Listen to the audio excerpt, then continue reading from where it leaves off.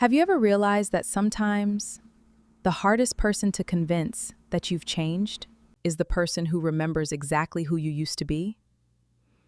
Maybe you made mistakes. Maybe you hurt them.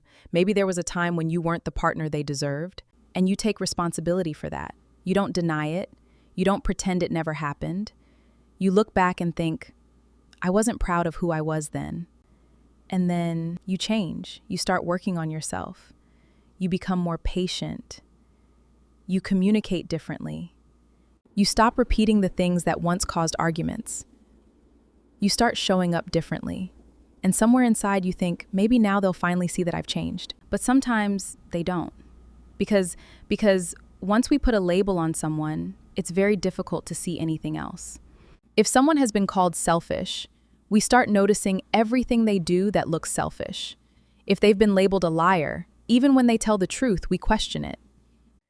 And sometimes, even when someone is genuinely trying to become better, we keep responding to the person they used to be, not the person standing in front of us.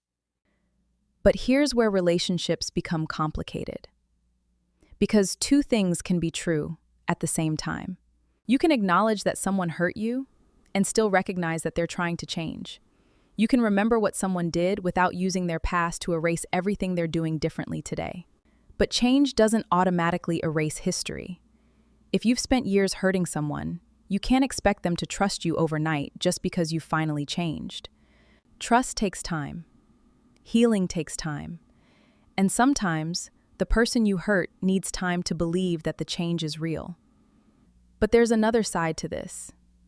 Sometimes, you've genuinely changed. You've apologized. You've done the work.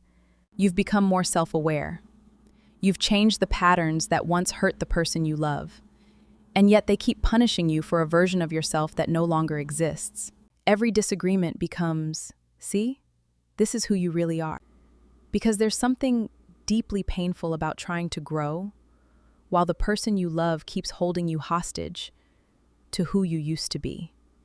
If someone is genuinely trying to become better, don't let their past become the only thing you can see.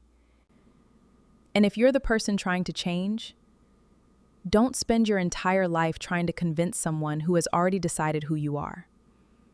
Keep doing the work. Keep becoming better. Because your growth is still real even if someone else isn't ready to recognize it.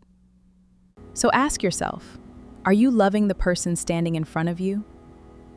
Or are you still in a relationship with the person they used to be?